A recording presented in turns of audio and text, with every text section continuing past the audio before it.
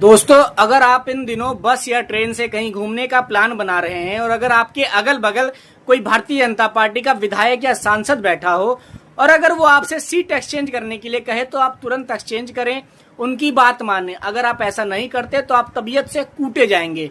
साथियों, मैं कोई मजाक में नहीं कह रहा, ये हवे में बात नहीं कह रहा, ये मैं बात इसलिए कह रहा हूं क्योंकि हाल ही में 2-3 दिन पहले जो घटना हुई है, जिससे मैं आप सभी लोगों को सचेत करने का काम कर रहा हूं कि भारतीय जनता पार्टी के जो विधायक सांसद हैं, इन्हें सरकार ने ऐसा राइट दे रखा है कि आपकी सीट ये लेंगे और अगर आप इनको सीट नहीं देंगे तो इनके गुंडे आपको तबीयत से कूटने का काम करेंगे।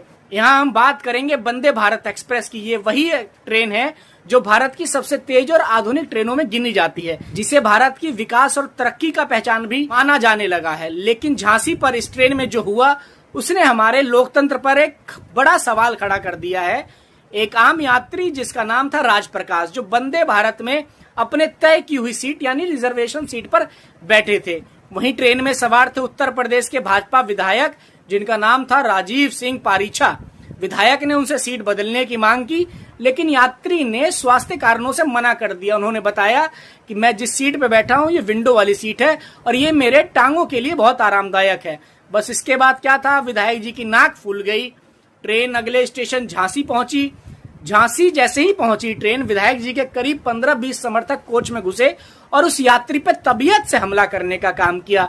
उसकी नाक, कान और चेहरे को घायल करने का काम किया, सिर्फ इसलिए कि उन्होंने विधायक जी की एक बात मानने से इनकार कर दिया। साथियों, ये हमला सिर्फ एक व्यक्ति पर नहीं था, यह हमला था आम नागरिक की आजादी पर, लोकतंत्र पर और कानून के राज पर। जब जनता के प्रतिनिधि ही कानून तोड़ने लगे तो फिर आम जनता किस पर भरोसा करेगी। साथियों, क्या ये वंदे भारत विधायक जी की निजी संपत्ति थी या उनकी बपौती थी?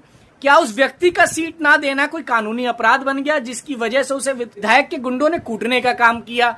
या अब ट्रेन में यात्रा करने के लिए भारतीय जनता पार्टी से संबंध रखना जरूरी है?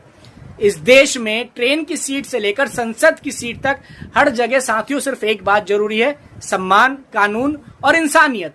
और अगर कोई नेता खुद को कानून से ऊपर समझने लगे तो उसे लोकतंत्र नहीं, सत्ता का नशा कहा जाता है। विधायक को जवाबदेह बनाया जाए, हमारी आवाज ही हमारा अधिकार है। इसलिए मेरा आप सबसे निवेदन है कि आप इसके खिलाफ आवाज उठाओ ताकि ऐसे विधायकों का जनता इलाज करने का काम करे। जय हिंद, जय भारत।